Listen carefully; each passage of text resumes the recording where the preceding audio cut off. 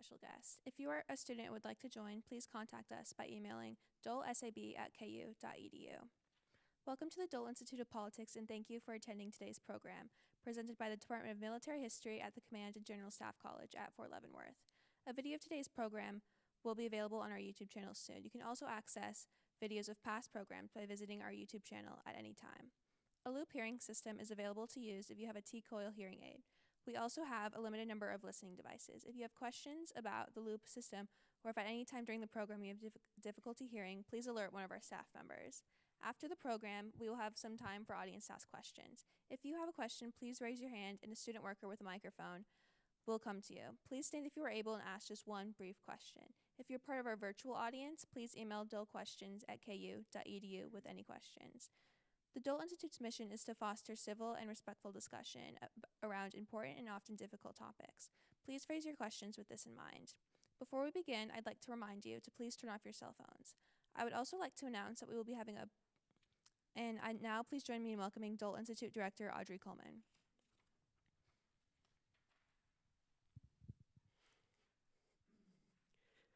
Thank you so much, Allie. Happy New Year to everyone, even though it's February, but it's the first time we get to convene for the new Fort Leavenworth series here in 2023. It's the second half of the Dole Institute's 20th programming year anniversary, and we're looking ahead to July when we celebrate not only our 20th anniversary as an institute, but Senator Dole's centenary. So we have a lot to celebrate this year, and thank you so much for being a part of our audience here at the outset. Thank you so much, Dr. Cotter, for convening and organizing the sessions for 2023. It is one of the greatest pleasures when I do promotions and I talk about the Dole Institute and the programming that we have here. I always mention the Fort Leavenworth series, and I say, I know all of you are devoted fans of this series over the years, but I always say to people who think that they may not be interested in military history, that if you just come to one of these sessions, you will learn things and understand things, and you will be engaged. You will be converted because these sessions are so fantastic. So I really feel strongly about doing my part to let people know just about these wonderful sessions that we've been so privileged to host for over a decade, if I believe that. I think last year was our 10th anniversary. So thank you so much for being here. Before I turn it over to Dr. Cotter, I wanted to mention to all of you a couple of opportunities that are coming up at the Dole Institute. Next Thursday, February 9th at 7 o'clock here at the Institute is our second installment of our presidential lecture series. It's a series on First Ladies as presidential partners. It will be here in this room, and our guests will be Rebecca Roberts, who is Cokie Roberts' daughter and also an accomplished historian and educator herself, First Lady scholar Catherine Sibley, and KU journalism professor Terry Finneman, and they will be talking about influential First Ladies that you may not know much about. So we know there are many of those, and that is that's going to be a really exciting session next Thursday. More broadly, here at the Institute, our spring fellow is going to be a gentleman by the name of Cendrim Gashi. He's a Kosovar diplomat from Kosovo. He's going to be joining us in residence for 3 weeks, beginning on February 15th. He is going to be convening 3 sessions here at the Institute around the theme of building democracy in the 21st century. He's going to be talking about the building democracy in the Balkans in the new Republic of Kosovo, which was declared its independence in 2008. It's Europe's newest democracy. It's one of the world's youngest democracies, and it is being led by an extraordinary cohort of young leaders who are literally building a democracy in the 21st century, and they have a lot to teach us, or maybe remind us about how to do that, and it's going to be a really fascinating conversation. On February 22nd, he is going to bring to the Dole Institute the former president of the Republic of Kosovo. Her name is Atefeta Yayaga. She's the first woman president of Kosovo and the youngest woman democratically elected head of state in the world, and she'll be here at the Institute for a program at 4 o'clock on February 22nd for a program free to the public. So you all are intellectually curious folks, and I know you'd want to hear about that. I don't want to take up any more of your time. Thank you so much again for being here. Dr. Cotter, thank you so much. Please come on up. Thank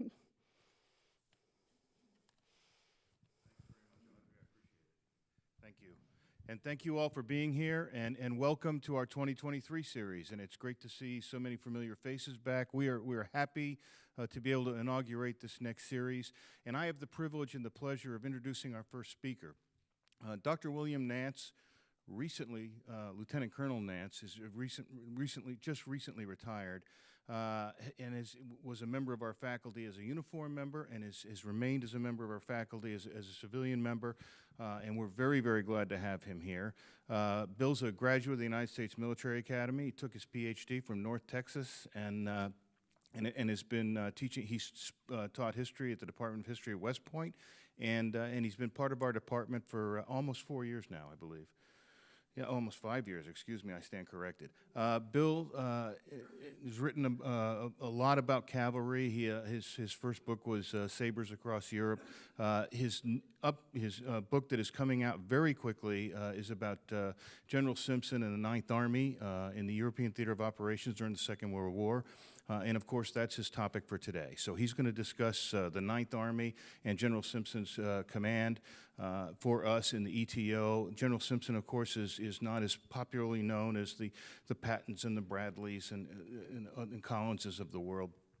But I think when we leave here this afternoon, we'll have an idea of General Simpson's impact on the outcome of the war. So, ladies and gentlemen, please help me welcome Dr. Bill Nance.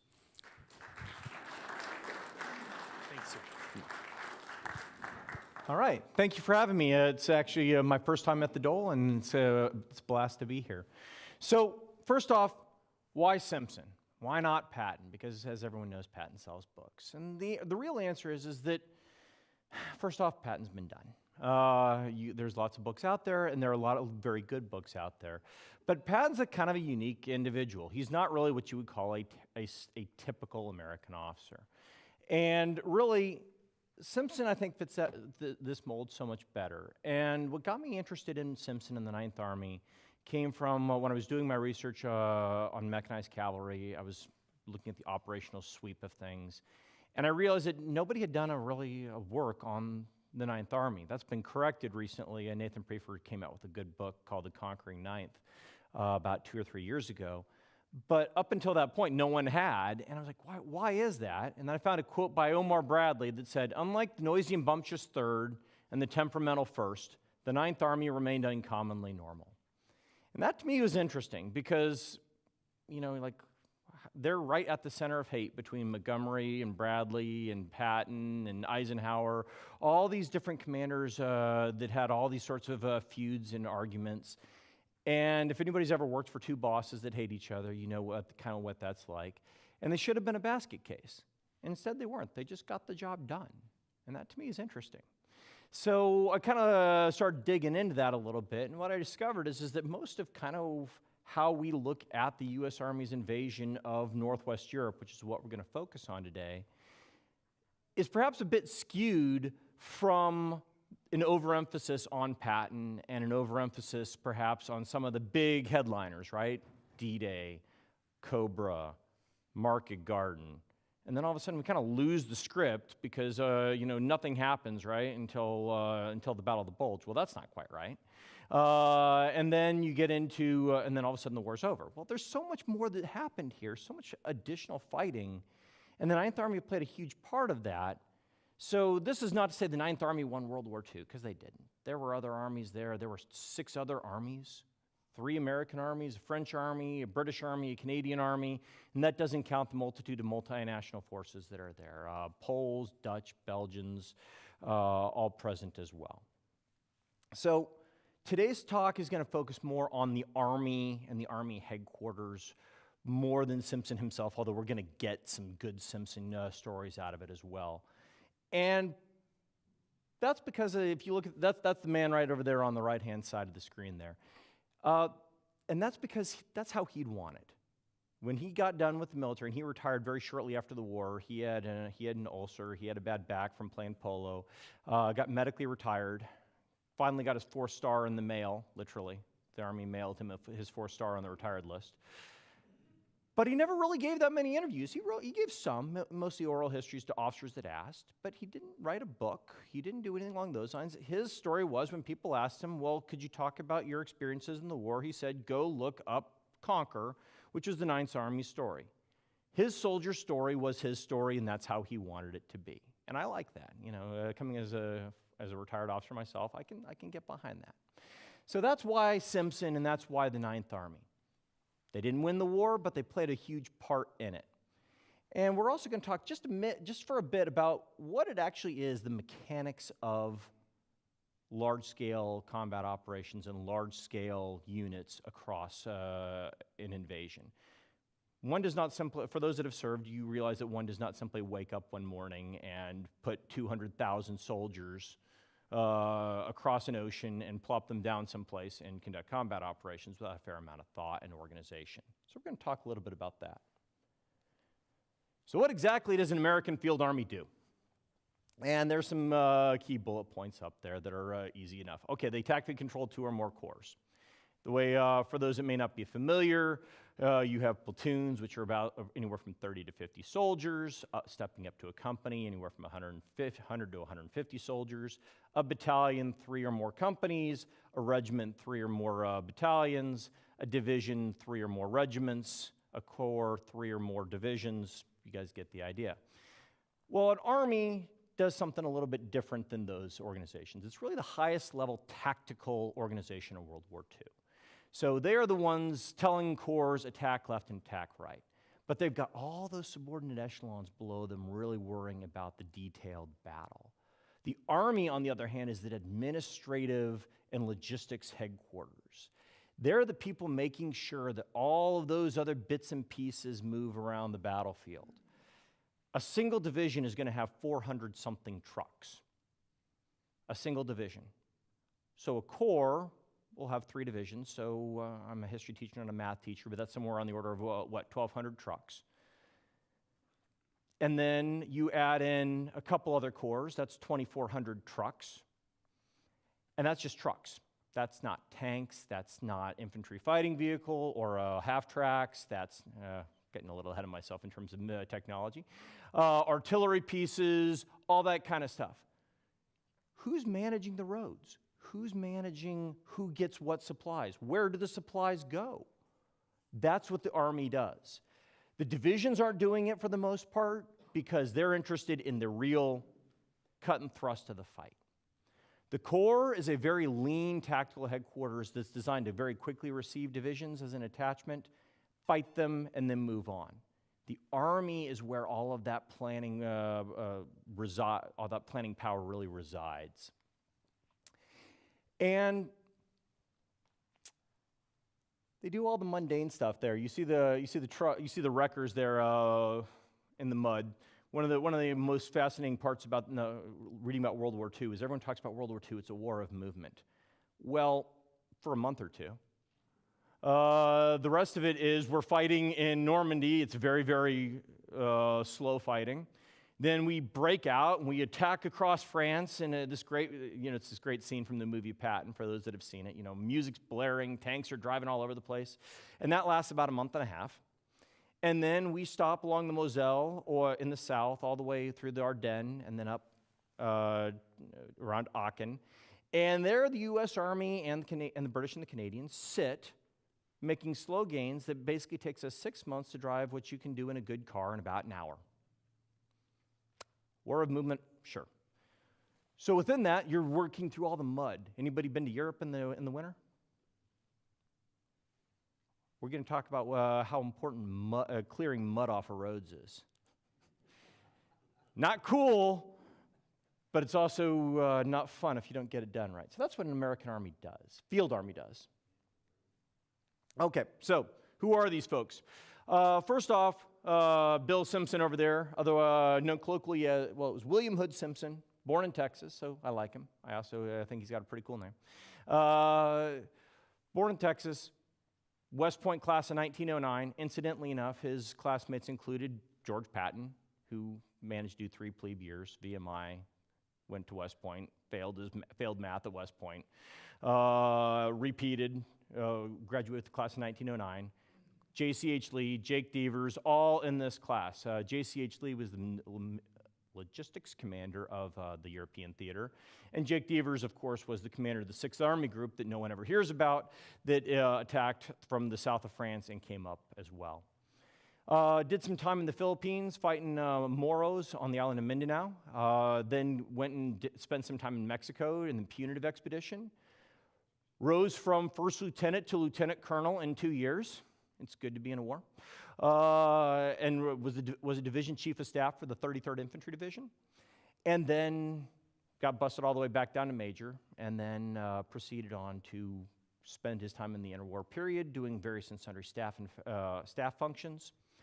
And then when the war broke out, he is called to do a number of things. First off, he is the assistant division commander, 2nd Infantry Division, then commands an infantry training detachment. He is an infantryman. As an armor guy, I still like him. And then he gets asked to command the U.S. 35th Division, for those that are in Kansas. That is the local National Guard division. He has to take over because the commander at the time, General Truman, relative of the other Truman, had been fired, and they needed a good commander, so he took that one. Then he took the commander of the 30th Infantry Division, same deal. Then took the 12th Corps, trained soldiers. Then they stood up the 4th Army at San Jose. And his job was to train and certify divisions on the West Coast for deployment either to the Pacific Theater or to Europe. So what does that look like? It is a lot of drudgery and staff work, and Simpson is a detail-oriented guy. If you have not passed the Command and General Staff College, you cannot be on his staff. And his logic was very, very simple. We have procedures and policies and SOPs, or doctrine, for a reason. And we're going from an army that was smaller than Romania's to a multi-million man force. And now is not the time to have good, fancy ideas that only work with one person. So we're going to come up with one thing that works reasonably well. Doesn't have to be perfect, but works reasonably well, USDA acceptable. And we're going to do that. So he goes out and he gets his chief of staff, James Moore, and they go out and they go inspect units, and they work out a system. Simpson takes the commanders off to the side, and Moore takes the staff and drags them over the coals. And Simpson only really had one rule with his chief of staff and his inspection team, which is, hey, look, you can tell them they're all messed up, but you better have a plan to help them get healthy. And then he gave them time to get healthy, and if you didn't get healthy, you generally found yourself with marching orders when at all possible. So he's going to take this army, and they close out in California. They get all the units that are training out that way out. There was a big training area up in Oregon, for those that are familiar with the Yakima training area. That's kind of where they're out there on that side, out in eastern Oregon. He also had the desert training area, which is sort of around where the National Training Center is now in southern California, closing all those down. And then he moves over to San Antonio to take command of the forces that are training in the central U.S. The way the U.S. Army was working it is that you had one Army headquarters that was pushing people out the door, and everyone else was being deployed and receiving them overseas. Again, everyone's got to have somebody belong to. In Europe, you've got the U.S. First Army forming in England, and you've got Patton's 7th Army sitting in North Africa, languishing because Patton got in trouble. You got the 5th Army fighting in Italy, and they've got the 3rd Army sitting here training soldiers in San Antonio, and they've got the 4th Army that will become the 9th Army, training soldiers in California. Well, they do the math and they say, we're going to need two additional field armies in Europe. We've got one, the 1st Army, they're going to be the initial invasion force, but we need a second one. Well, that's the 3rd Army. So a guy by the name of Courtney Hodges, who's the commander of the 3rd Army, takes them, moves them over to England, and Courtney Hodges is promptly met by Eisenhower and says, hey, great, glad to have you here. You can now go be the deputy of a 1st Army. And Courtney Hodges goes, that's great, but I already have my army. He says, no, that's Patton's army now. So congratulations, you're now the deputy. You'll get the 1st Army here in a bit. But they still left one extra army. They only had 2 army headquarters left in the U.S. at this point, the 2nd Army and the 4th Army. 2nd Army is busy playing defensive positions around on the East Coast, and it's also led by a guy by the name of Lloyd Friedendahl. For those that are familiar with your World War II history, he was the guy that commanded 2nd Corps at Kasserine Pass and did such a stellar job that they fired him. And then they promoted him upstairs to a field army and left him and said, don't leave the States ever again, please. So they asked General Lusignaire, who's the commander of Army Ground Forces, I need another army. He's like, I only got the one left, and what are you going to do? Like, well, tell you what, we'll just plus up this other army. You can divide by mitosis. So the 4th Army becomes the 4th Army and the 8th Army. Don't ask me how the numbers work. No one in the Army could figure it out either. And at that point, the 4th Army would stay put, so Simpson at this point is having his staff train for combat, train their replacements, simultaneously, all while also doing their original duty of certifying divisions preparing to leave for combat duty in either the Pacific or over in the European theater of operations, or the Mediterranean theater of operations. That's a lot of detail work. And he also has some fun, too, along the way where he makes his staff officers run the obstacle course, too, which did a couple things. One, you want to make sure your staff officers are fit because, okay, you're like, oh, he's just sitting at a desk. If you do that long enough in combat operations, if you're not fit, you will burn out. And Simpson understood that. He was combat experienced as a division staff officer. And I also like to think that maybe he did it for a little bit of the amusement of the soldiers, too. You can imagine like all these old full colonels and lieutenant colonels having to run the obstacle course while the soldiers are watching. That would be good for my morale, because it's something I have to do, too. So they go over to England, and Simpson arrives and like, hey, I got my army. Cool. And Eisenhower's like, that's great, but I had this little thing called D-Day to worry about, so you're just going to have to wait a minute. And Simpson kind of cools his heels for a day or two, and then finally gets an office call with the boss. And the boss says, hey, great, what's your army? He's like, I brought over the 8th Army. First words out of Eisenhower's mouth. That's great, that's wonderful, but there already is an 8th Army, it's the British 8th Army, and people will get confused. How about you be the 9th Army? Oh, that's simple, I'll just change all my paperwork.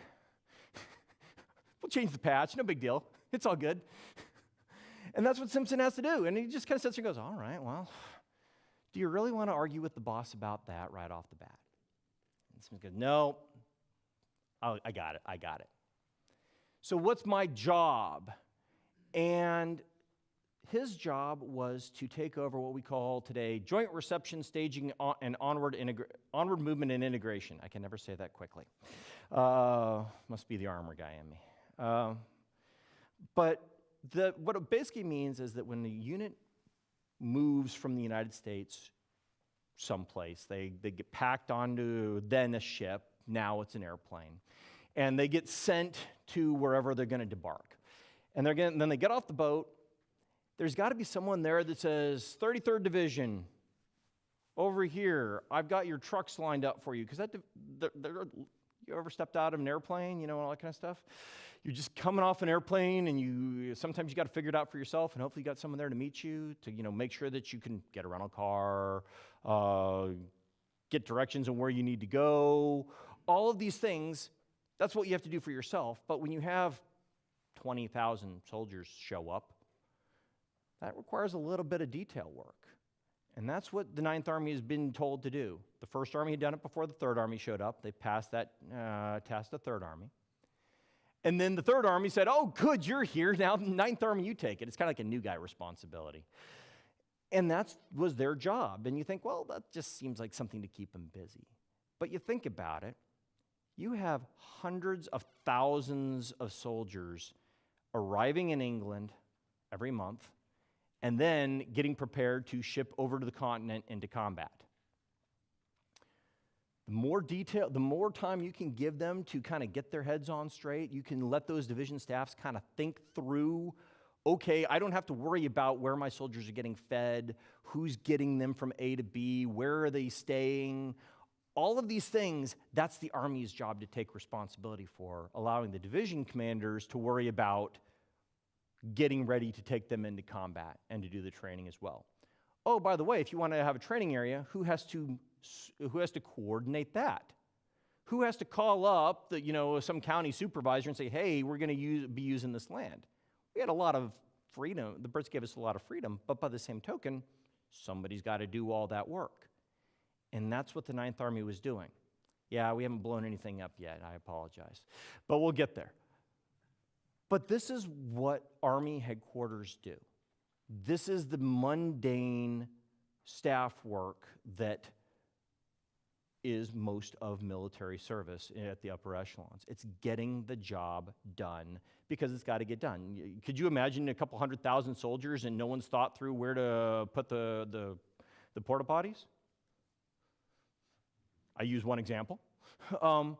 It's a big, it's one of those details that if you don't get it done, it's going to cause problems and you will stop in your tracks.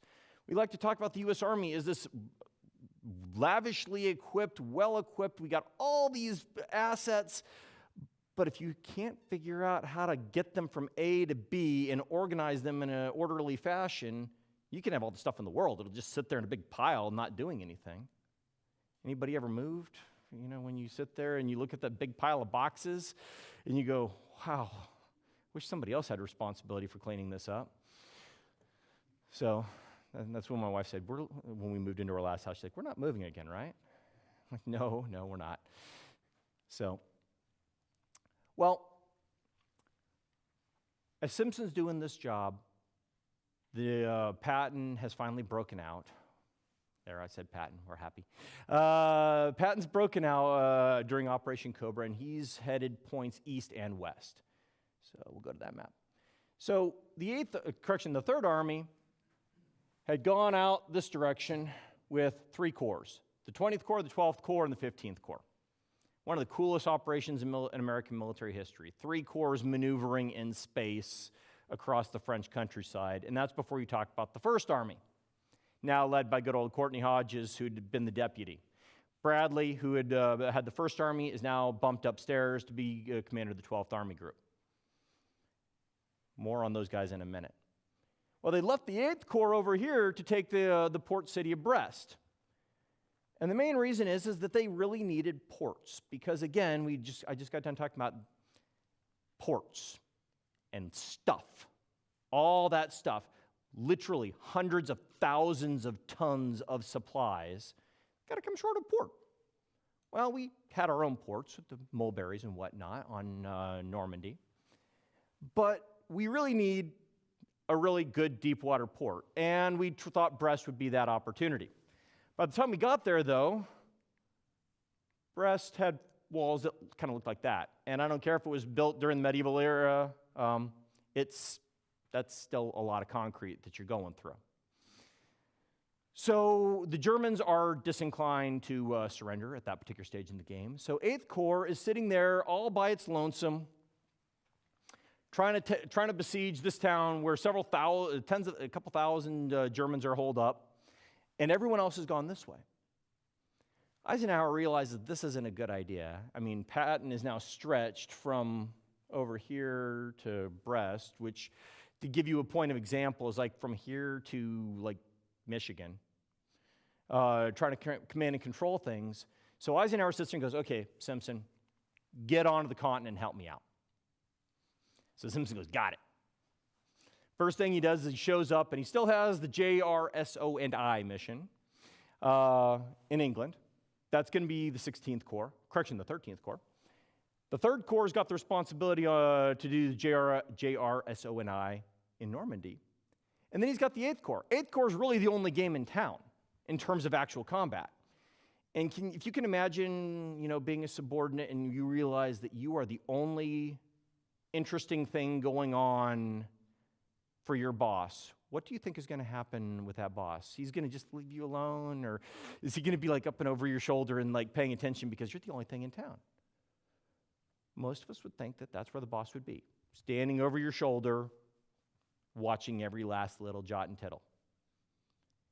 Simpson kind of sits there and he comes over there. He realizes that Middleton's got responsibility for this entire section of front. He says, okay, Middleton, that's way too much. That's not doctrinal, by the way. Again, doctrinal. You're going to hear that word a lot from Simpson. Doctrinal. It's not doctrinal. Corps commander should be focused on a main effort. Your main effort is Brest. Well, what about those 2 divisions watching our long flank? I got those. Don't worry about it. My problem, not yours. The Army's got 450 miles. I had to kind of figure this out on Google Earth, but that's like from here to Milwaukee, straight line. That's a lot of front. And they're also moving 100,000+ soldiers into France while supervising 8th Corps. Now they've got another problem. Artillery ammunition's big, bulky, and heavy, right? It's all got to come on things. And the big stuff comes in 3 phases. It's got a fuse, it's got a shell, and it's got propellant. For obvious reasons, we tried to ship those separately. The logisticians get all grumpy when you put them together too early and things go bang. So the problem is that all the logistics, all the depots are here, and they need the artillery here. So they go, well, why don't we just open up a beach here and offload a ship and get more artillery? Great, wonderful.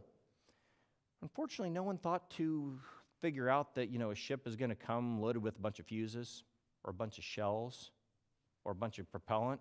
So a ship would come and offload a bunch of shells, and they go, great, all these heavy artillery shells. Where's the propellant and the fuse? Oh, that's another ship. Where's that coming from? Oh, I don't know. Okay. So they had to fix that problem. So you had these mountains of shells that you couldn't use. Got to fix that problem. You don't have an air force, and that's going to be a problem because at that precise moment in time, 20,000 Germans are trying to march out of southwest France, and a Lieutenant McGill of the 83rd Infantry Division finds them. 20,000 Germans, good old Lieutenant McGill and his patrol of like 30 soldiers. And the Germans say, we'll surrender, but we want a pro forma battle first. Lieutenant McGill's like, this is a little bit above my pay grade. So he calls up his battalion commander and says, help. Battalion commander calls up the division commander and says, help. Division commander calls Simpson and says, hey, we need help. And Simpson's like, okay, cool, what do you need? I need airplanes, lots and lots of airplanes, so that we can convince the Germans that they're going to be bombed into oblivion if they resist, bearing in mind that we had precisely a company to resist these 20,000 Germans. And he goes, okay, I think I can do it. And so he picks up the phone and makes some phone calls and borrows some airplanes, and they get it. And the Germans say, we're going to surrender. Great opportunity, 20,000 Germans marching into captivity. Not a shot fired. Great place for general officers to be, right? Standing right there, counting them off, looking good, looking cool. You know where Simpson is? In his headquarters. 83rd's like, hey, you want to come down and, get some pictures? Like, no, it's your win. You did it. You did the work. You need trucks? You need help? Like, no, we got it. He's like, cool, okay, you got it. Imagine a boss that lets you have the win like that. That's a big win. When Brest falls, same thing. General Middleton, who's been fighting with this thing for a couple weeks, says, hey, boss, you want to come down for the surrender ceremony? He's like, I'll be in the background if you need me, but you fought the fight, didn't you? You take it. What I will do for you is you just got finished fighting a battle, and you've got, 38,000 German prisoners that your Corps doesn't have the ability to take care of. Many of those, I think it's around the order of 9,000 of them are wounded. And the thing about us is that we have to now take care of these guys. They're now our responsibility. This city is now a rubble. It's a rubble heap. Who's going to take care of all these civilians? Who's going to build the hospitals? Who's going to, bury the dead? All of these things. The Corps is like, we just got done with the fight. We're exhausted. Simpson's like, yeah, that's the Army's responsibility. We got this. Again, this is not to pump up Simpson. It is a little bit, I'm not going to lie. But by the same token, this is what Army headquarters do. This is what different echelons do, different jobs for different folks. It's an understanding of that. So that's just a picture of one of the forts around Brest, just to kind of show you how heavy the explosions were. Then they got to move the entire Corps across France, 1,100 miles. That's too easy, right? 80,000 soldiers, 15,000 tons of supplies. Too easy. It's a lot of detail work.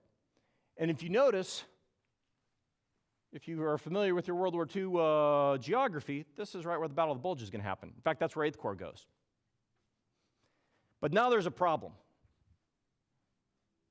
Montgomery has been fighting, he's got Operation Market Garden, which is that arrow up there. But Montgomery's still the main effort for Eisenhower. And there's a broad front, but Montgomery's the weighted effort. And Montgomery's telling Eisenhower, hey, look, if you want me to capture the Ruhr, which is right over here, you want me to capture the Ruhr, I'm going to need an American army to do it. And everyone the Americans are resisting it, but they know it's going to happen. And Bradley knows that his left army is going to go to the Brits. But the left army is the first army. Those are his boys. That's his army.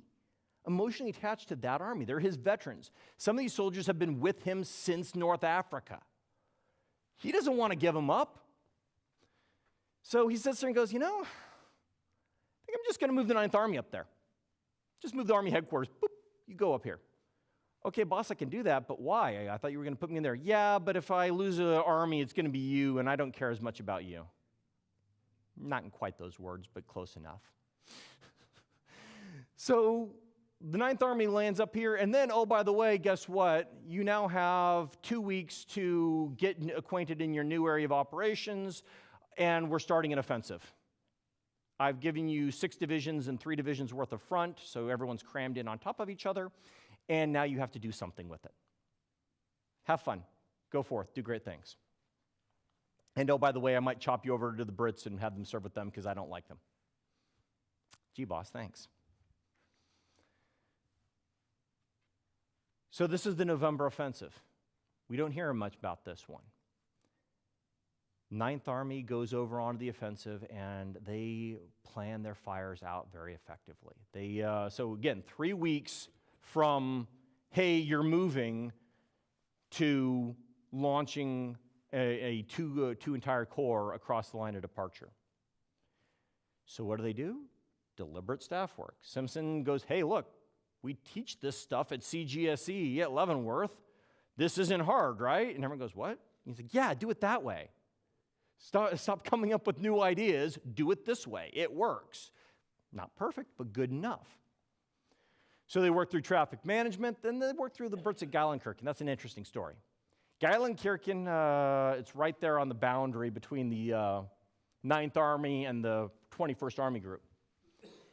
And it's really in the Americans' area of responsibility, but they don't have any artillery. All their artillery ammunition is still jammed up in the ports. Big, long story, talking about logistics.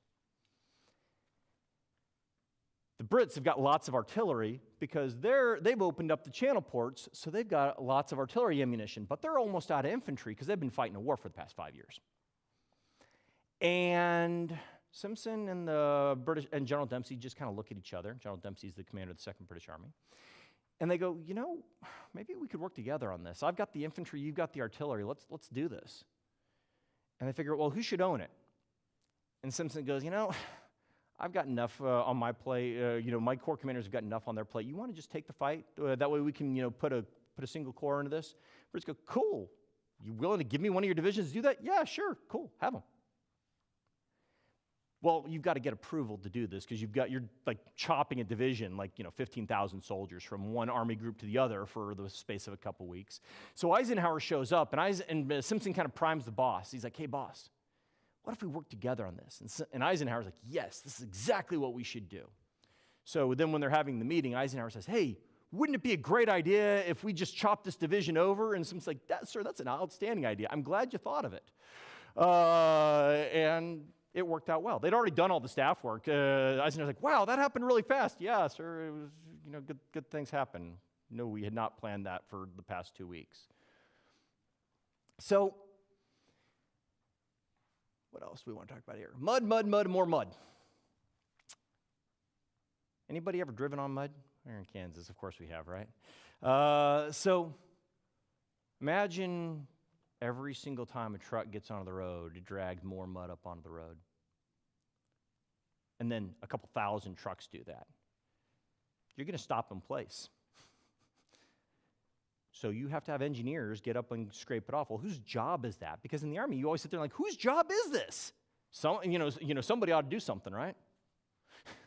Well, in the Army, the good news is that everyone has a specific job to do, and that is the Army echelon's job to do that, is to scrape the mud off of there. They're also supervising fires. Simpson had seen Operation Cobra, which, if you, for those that have seen that, that's where we managed to short bomb ourselves not once, but twice, and destroy the better part of a battalion of the 30th Infantry Division.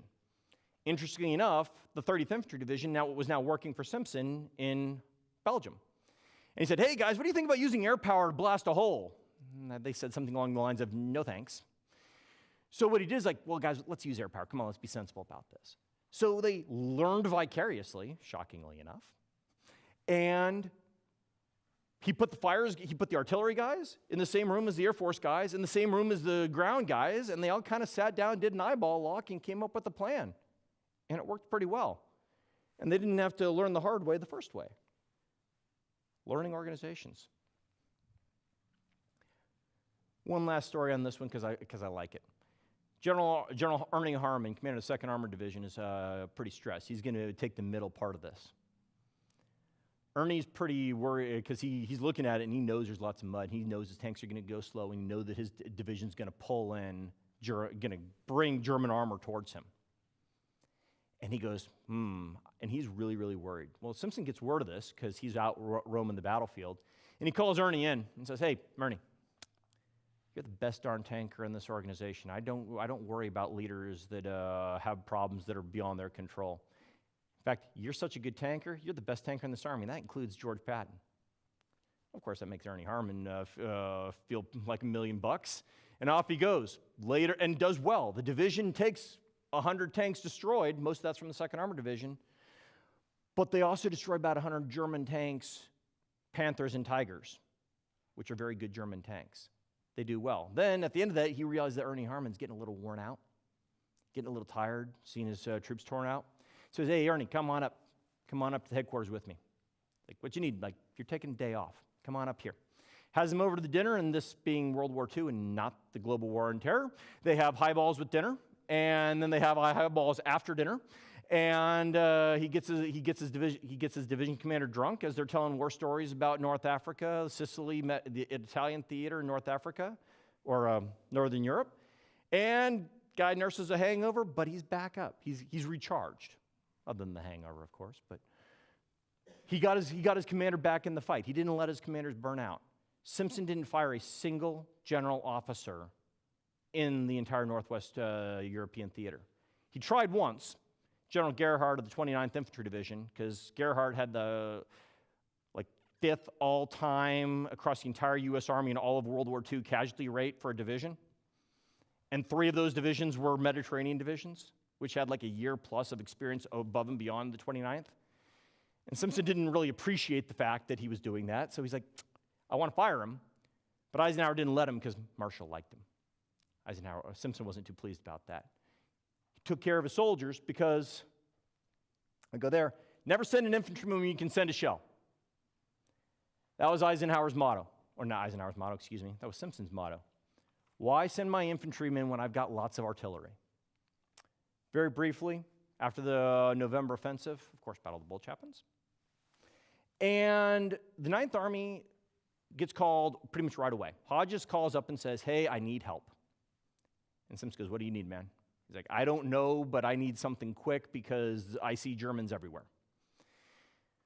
7th Armored Division gets a warno at lunchtime on the 16th of December to prepare for movement south. They're initiating movement before midnight. For those that may not be familiar with the mechanics of making a division of 13,000 soldiers move in several hundred armored vehicles and doing it in 12 hours, that is what we call an impressive feat of staff work.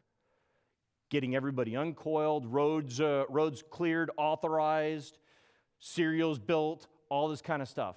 And 7th Armored Division will go on. They will make it to St. Vith, where they'll participate in one of the great battles of the Bulge, hold the German defensive position, and slow down the German offensive and eventually help win. The other great armored division of that well, there's 3 armored divisions. The 4th, of course, relieves Bastogne in saving the airborne. But the 10th Armored Division is sent from Patton's Third Army, but Patton is called at the same time, and he whines and complains about it. It's all in his memoirs. Oh, do I have to? Bradley's taking advantage of his fears. I don't want to. And he finally, when Bradley's like, George, do I have to make this in order? And Patton goes, yes. And then it's in order, and off the 10th Armored Division goes, and it does well. Holds the approaches open to Bastogne for the 101st to get there. But look at the difference. You got the team player. Hey, what do you need? Let me help you out. Versus, if I have to. Who do you want on your team? So, and there's the rest of it right there. Half of their strength, all of their armor. And then the ultimate insult, having to work with Montgomery.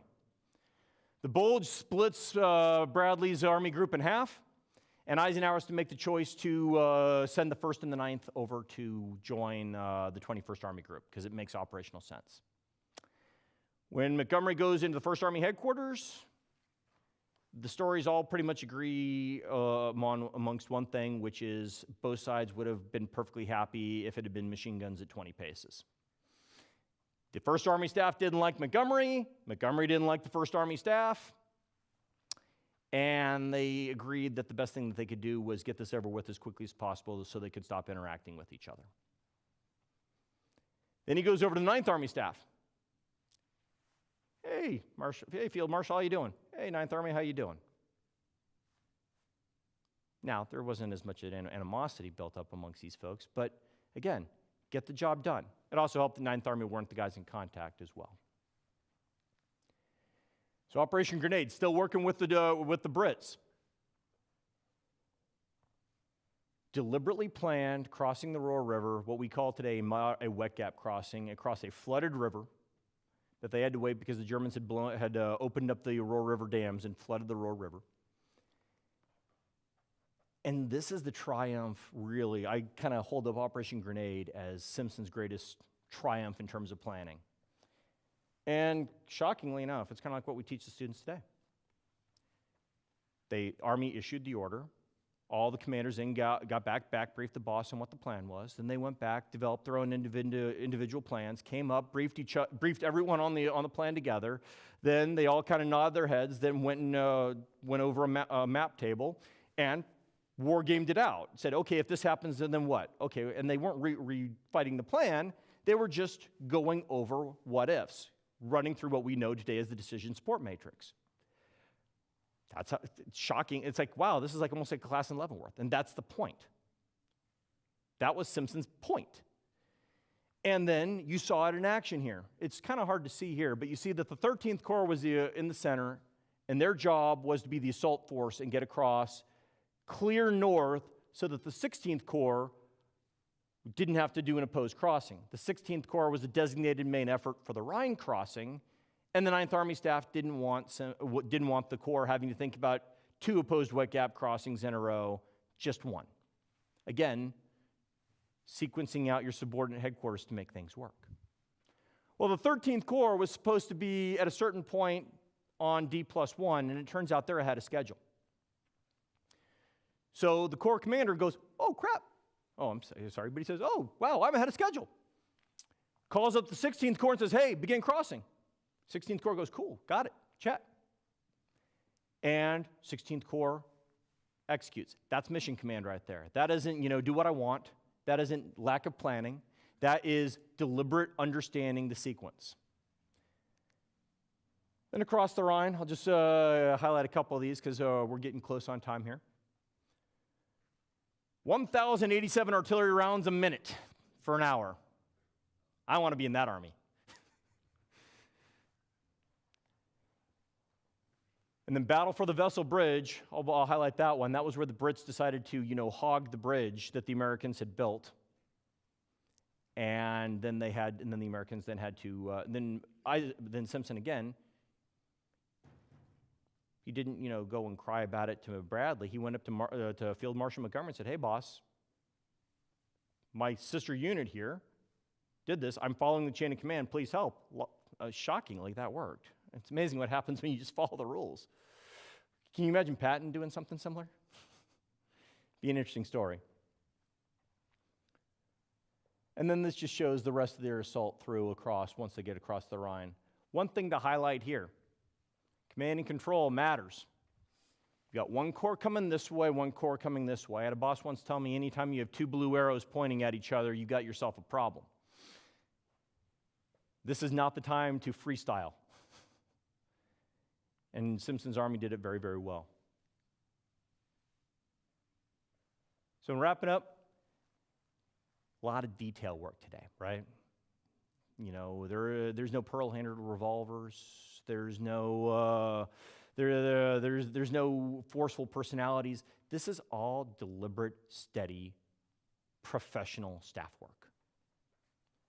And that's what wins wars.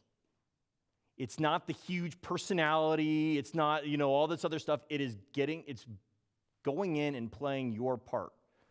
And that last bullet down there, which I really like, which is, doesn't matter if you're the superstar, if you can't play nicely with the rest of your team, don't really matter, because this is a team sport.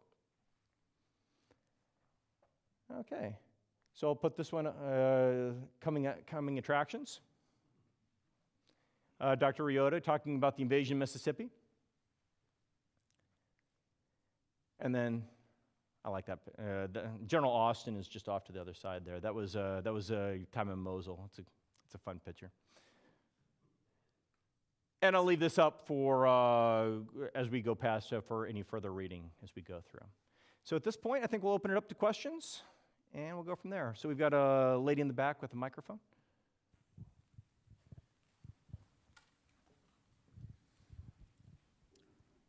First of all, I enjoyed your presentation very much. You describe General Simpson as being all competent, always calm, always in control of every unimaginable situation. My question is, were there any moments that you could see where he truly felt challenged and a little bit against the wall? There were a couple times, like we talked about that Battle of the Vessel Bridge, right? That was one of the very few times where you actually saw him lose his cool. I'm going to have to paraphrase it because I can't remember the exact quote, but once he's finally got, because bear in mind, he's got a whole corps fighting a battle on the far side of the Rhine River, and the Brits are hogging his one bridge. And he finally gets them across, and at this point, he's frustrated, he's angry, he's upset. And he tells his chief of staff to get down there with a company of tanks and some MPs, and it was somewhere along the lines of, throw every road-stealing, limey, expletive, off the road, and they tell them that if they try and get on the road, to shoot them. So he did lose his temper from time to time, like when he got to the Elbe, and Bradley told him to stop. He's like, "Hey, boss, I can get to Berlin." He goes, "Boss, I can get to Berlin. Stop." Say again over. I said, "Stop." "Boss, I can do it." And then that actually required Bradley coming down and telling him to kind of cool his jets. So it wasn't that he was all-knowing and all good all the time, but what it was is that he did, by the time he was an Army commander, because bear in mind, West Point class in 1909, so he's been in the Army almost 4 decades. He kind of learned how to control his temper and then get it back under control very quickly when he did lose it. And as he said, it's always best to kind of if I'm going to be angry, go be angry for a second, and then cool down before I make a decision. And that to me is a pretty good piece of advice, is that he tried to not make decisions in the heat of anger, which I appreciate. Did he make mistakes from time to time? I'm sure he did. But to me, it was kind of a fun story because, you kind of see the boss lose his cool a little bit. He's a human being, right? But what he doesn't do is he doesn't allow that to poison his relationship with the 2nd British Army. Because once they say that, then he lets the staff kind of handle the bit, and he just kind of steps back out of the way. And when Dempsey goes to apologize for it later, he shakes Dempsey's hand, and they look each other in the eye, and I'm not going to say that they were blood brothers after that, but they got along well enough to do the job. Answer the question? Awesome, thank you. My name's Larry Burke. In 1966 and 67, I commanded a rifle company and was later operations officer for the 1st Battalion, 2nd Infantry, the 1st Infantry Division in Vietnam. My last commander was William Simpson. Is that related to your Simpson? I don't think so, and the only reason I say that is because he only had a couple of adopted children from his marriage. Is there a relation somewhere along the way? In terms of a direct blood relative, not to my knowledge. It'd be very coincidental, I'd think, for them to have the same name. But yeah, I always wondered if it might have been his son. Yeah, no, I don't think it is. It's like it's one of those things that I've kind of tried to dig into. There's not a lot known on his family. He married twice. Ruth Krakauer was his first wife. Interesting. It was a West Point relationship. They'd been West Point sweethearts.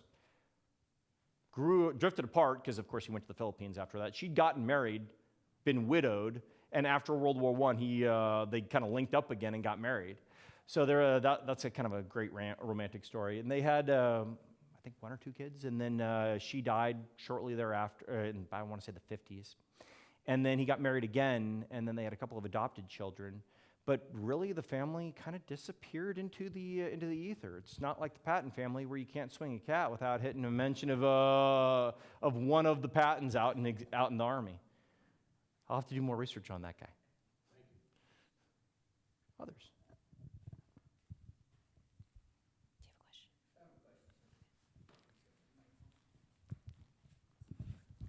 Hi, I'm Jack Millar.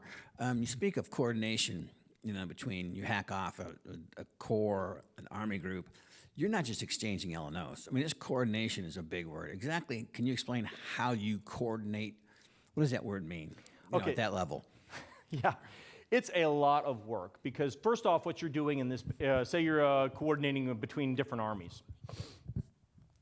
First thing you're going to do is you are going to send those LNOs. That's the guy that has been fully briefed on your plan and is authorized to speak for you. Then what you're going to do is you're going to sit down with that other commander, and you two are going to basically share plans, where you're at in the planning process. And then your staffs are going to get together. So first off, the big bosses are going to sit down together. And for anybody that's seen, say, this happen in the Army or even in the corporate world, anytime you got the big chief, you got a bunch of you got all the spear carriers in the back, right? And so all the staffs are going to link up. So the personnel guy is going to talk to the other personnel guy. Their intel guy is going to talk to the intel guy. The operations guy talk to the operations guy. And we're talking at the Army level easily several man-days worth of work. All of that going into one single operation, like that Geilenkirchen operation. This is something where you're moving a division from one corps and a field army and an army group over to another corps, a field army, and an army group. So you've got to figure out where the logistics are going to go, how all that's going to go. And it's just constant telephone calls, constant meetings to make sure things are square, because it's easy enough when you own everything and you can just tell people to do things. That's hard enough as it is. But now trying to make two very large organizations move in tandem with each other, that's a skill set of a higher magnitude, and it's also not something that you can do just on the fly. And it also requires constant supervision and coordination, because once you built the plan and everyone's executing the plan, someone's going to mess up the plan. And so your staff needs to be out there and about. And one quick story on that. You have to empower your staff in order to make decisions, because sometimes it's going to be really quick and on the fly. 19th Corps and 13th Corps are advancing an Operation Grenade, and 19th Corps is hung up, and 13th Corps got some daylight. The problem is that 19th Corps' boundary is going to cut off 13th Corps, so they would have to stop. The G3 is roaming around the battlefield by direction, comes across the 13th Corps, and the 13th Corps says, "Hey, boss, we've got the opening, but we need you to change the boundary." At this point, a guy by the name of Colonel Meade looked at the map, said, "Yep, makes sense to me." Called up 19th Corps and said, "Hey, by order of the commanding general, shift the boundary." And they did it, and 13th Corps kept moving, which, oh, by the way, also popped loose the resistance that had been holding up the 19th Corps. But then the 19th Corps commander was all upset because he just lost part of his own, and he'd had to adjust his plans. So he called up Simpson, all fired up and angry, said, "Boss, why'd you change this? I'm a Corps commander. That Corps G3, who's just a colonel, is telling me what to do." And Simpson's like, "Yeah, but he understood the plan better than you did. He understood the operation better than you did. He lived it." G3 wins. That's top cover where you've got a guy like 3 or 4 pay grades above you telling you you're messed up, and your boss sits there and goes, "No, I've got you." That's top cover and coordination right there. That help? Okay.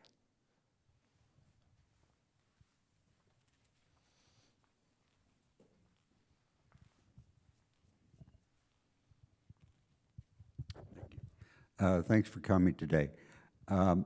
Was Simpson pretty choosy about who he selected for his staff and the kind of person and officer he wanted for his staff? Absolutely. He had a division chief of staff with the 35th Infantry Division, National Guardsman. Did a pretty good job getting the division out to California when they had to deploy it out to California for the Western Defense Command right after Pearl Harbor.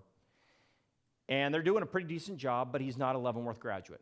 He has not had according to Simpson, he had not had the appropriate staff training to be a chief of staff of a division in combat. Simpson called him in, went, "Hey, buddy, I will send you anywhere in the Army that you want to go, but you cannot be my chief of staff because you have not had the requisite training and experience. You're doing a great job now, but you don't have the schooling to do this in a complex environment. Why don't you go get the schooling? Why don't you go do something else for the Army and call me up later?" Absolute requirement that you had to be a staff graduate. The other thing that he had to do, he had no tolerance for people who weren't team players. If you weren't on it for the team, thank you very much, be on another team. And he insisted upon that throughout the whole point because, again, your job as an Army headquarters doesn't exist if the subordinates aren't being successful. So he was very choosy, but it was choosy in a different way, if that makes sense. In other words, he's not looking for, all the just West Pointers or, all guys that are 6 foot tall or football players or something like that. He's looking for a guy that will fit into his team. And he also has the advantage when he's building his Army staff, he gets together with his chief of staff, who had originally been his aide as an assistant division commander. These two had worked together for the past 4 years. So he always dragged that guy along, a guy by the name of James Moore. And they're building up their Army staff, and they go, "We want to pick our team." So what do? They call up the Army G1, and they call up the guy that's responsible for assignments. And they say, "Hey, we want to pick a staff officer." And the guy goes, "Okay, cool, how can I help?" And like, "Well, what's in it for you is you can be our G1 if you help us out." So, of course, they got some help there. And they didn't get all their choices, but they got about 90% of them. And again, are you a Leavenworth staff graduate, and can you play as part of a team? And now that can be a fuzzy term, right? But we've all worked on those teams where you pick the right personalities to make it work, and he did that very well. Only one primary staff officer came close to being relieved in his entire organization in their time in combat. One. And that was the G2, who just was a little bit out of his depth. That was about it. That help? Sir.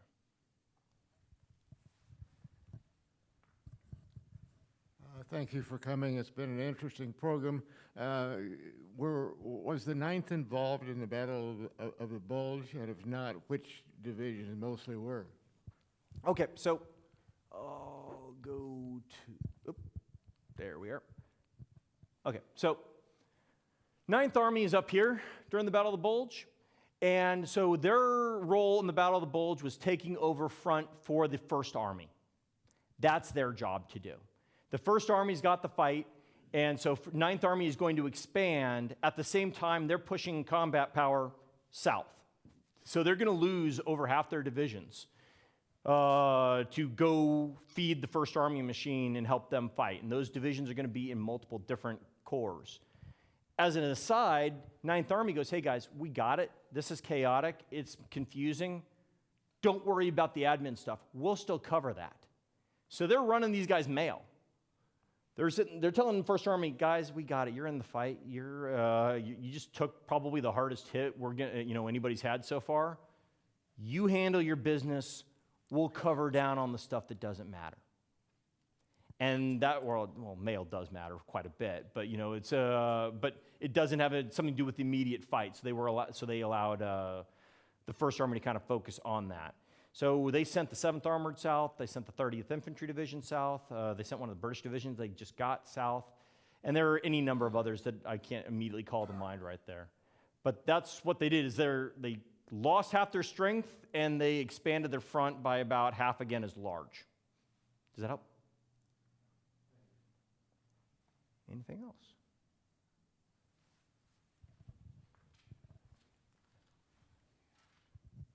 Hi, thanks for that. That was a great rundown on the 9th Army and Simpson. I guess my question is along the lines of, you gave a great rundown on General Simpson and the 9th Army, but reputational-wise, each of the armies had their own character, commanders' characters, and operating principles as he did. How was his reputation among his peer Army commanders and also in the more senior officers within the Army? Because I find it interesting that he retired right after the war when quite a few of his level of commanders were dying, and they might have needed him for a little bit longer. So I was just wondering, reputational-wise, how did Simpson and the 9th Army, how were they perceived? Very well. I'll kind of start at the bottom, because my opinion is that you want to truly know someone, ask their subordinates, right? People liked working in the 9th Army. Things just ran better there. You got your op orders on time. Your mail showed up on time. All those small little things. Traffic seemed to work better there. Just all those small little details. I've got letters from guys that were machine gunners, division commanders. One of the guys, I think it was the G3 of the 30th Infantry Division, wrote back to some friends that were in the 9th Army headquarters during the Battle of the Bulge. And he says, "This is a mess down here. Gosh, I wish you guys were in charge of this." Just making fun of. Now, you got to give the First Army a little bit of slack. I mean, they had taken a pretty hard hit. But the subordinate divisions were sitting there going, what is going on over here? They're used to nice, calm, orderly divisional staff work. They understand that battle will be chaotic, but why is the upper echelon chaotic? They were confused. They were like, what's going on with this? So that's subordinates. Peers. People liked working with the 9th Army. And the main reason is that if they said they'd be on this flank at this time, they were on that flank at that time. It's that steady, reliable utility infielder. You ask them to do this, there they are. They're doing it. They're not being flashy. They're not shoving you out of the way. They're there doing their job. A couple of British generals said, "Oh, they're too slow." Of course, my personal opinion is I think that's a little bit like the pot calling the kettle black in terms of that. But it's like, you have morning meetings all the time and it slows everything down. I'm like, yeah, but it works. One of the chief staff officers said that I don't think Simpson's ever made a mistake. Meaning the 9th Army has never, at least a big one. And then the senior folks, it's really nice to have that subordinate that you can just kind of ask to do things and they don't make a stink. Hey, I need you to go, First Army, you need to go work for Montgomery. Oh, wailing, gnashing of teeth, and on and on and on. 9th Army, you need to go work with Montgomery. Okay. They weren't exactly always pleased with Montgomery, but they got along okay with them. And that's really kind of the reputation of the 9th Army. And that's, in my opinion, why they kind of got lost, is they're that guy that just, hey, I need you to do this. Okay. Hey, I need you to be here. Okay. But people liked working with them because stuff just happened to just seem to be a little bit more smoother with them because, again, I would argue it's a lot to do with insistence on doing things routinely. They entered combat with a 9-page Army SOP. And for those that have been in an army that have been in an echelon of that big, you're chuckling because what, and Simpson's argument is the rest of it's doctrine. I'm going to have divisions show up at 2 o'clock in the morning, and I can't give them a book, and I'm going to paraphrase here, and they don't need to read through a book to figure out where their TPS reports go. They've got to be able to make doctrine. It's there for a reason. Staff officers say, "Sir, I got this great idea." It's like, "Oh, cool, wonderful. Will it work? Is it doctrine?" No. Will it work if anybody touches it? Well, no, it really requires this guy because he's an expert. Well, then no, we're not doing it.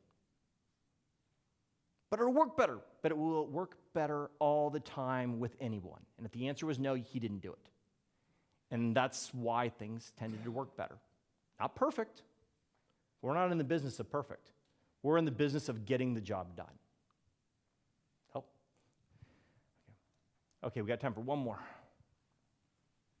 Sir?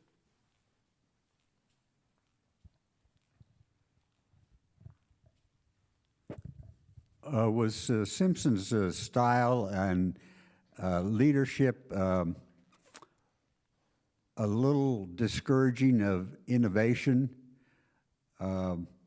Did his staff and the lower level folks feel that they had the authority and to go ahead and do something a little different, like maybe reconfiguring a tank so it could go to certain places? Oh, the good old Kuehlen cutter from, I'm a cavalryman, and that was actually a New Jersey National Guardsman, cavalryman, who came up with it was called the Kuehlen cutter, what we called the Rhino. It was went through the hedgerows in Normandy. And the short answer to the question is yes. He didn't discourage innovation. And if it made sense and it would work on what we call an enterprise level, that you could take this policy and make it good policy, absolutely. But what he wanted to make sure was it didn't just work because, Bill Nance is an expert, is an expert paperwork guy and can process all this stuff very, very efficiently. He wanted something that would always work in terms of processes. And down at the lower levels, absolutely. But he really, and in terms of changing the plan, he really did believe in kind of the right kind of mission command. I kind of joke there's 3 kinds of mission command in the Army. The first is, the higher headquarters doesn't want to do the work, and we're going to mission command this and let the subordinates figure it out. The second is the subordinate doesn't want to listen to what higher headquarters is going to say, so we're going to do mission command, and if it works, great. And then the third kind of mission command is where you understand the mission, you understand the environment, you understand what everything else is going on, and you make a quick decision with all of those things taken into account that the boss couldn't be there to make. And that's what he really pushed. And the way he did that was that he brought in his subordinates and he sat there and guys, here's the plan. Here's what I think about the plan. He would go visit them and have conversations with them about that. And he really did encourage them to take the initiative on there, but it had to be, when you're firing 1,000 artillery rounds a minute, you got to be clear on where everybody is. That's not the time to, decide that this is the time to go Davy Crockett and off on your own. This is the time that you need to be where you need to be, because otherwise you will end up on the wrong end of those. I mean, again, not a math teacher, but what is that? 1,000 rounds a minute? It's like 60,000 rounds in an hour. So, yes, he did encourage innovation. And one last point on that is that he also encourages people to bring up problems. But he took care of his staff too. He didn't let the staff get yanked around. So he'd go visit a division, and division would bring up problems. I've got artillery problems. He'd go, really? We'll take a look at that. He didn't promise action, doesn't do anything along those lines. He just makes a note of it. We'll look into it. Goes back to his staff and asks his chief of staff, hey, 30th Infantry Division's got artillery problems. Can you talk to that? And one of a couple things happened. One, the chief of staff's already on it. He's taking care of it. And he tells him, and hey, boss, I got it. This is what's going on. Hey, have you already told the 30th? Yeah, sir, after you left, we talked, and it's square. You're good. Okay, cool. Or, no, I don't know. Wow, first I've heard of it. Sir, can you give me a little bit of time to research it? Yeah, let me know at the morning conference tomorrow what the result was. Doesn't yank the staff around, because too many times have you seen bosses that show up? Subordinate complains about a problem, like, I'm going to fix that right now. And it desynchronizes everything else that is going on in the background, because there's, without exaggeration, at the Army level, 1 million moving parts all happening simultaneously. And if you pull the wrong lever at the wrong time, even with the best of intentions, you're going to mess something up. So he went and he held that innovation and a good idea fairy, as we call it, he held that in check for himself as well. And the staff understood, hey, look, I got to be very, very careful about pulling that lever without understanding all the bits and pieces that go into it. Help? All right, I think we are out of time. So thank you very much for coming, and I really appreciate your attendance. Okay. Oh.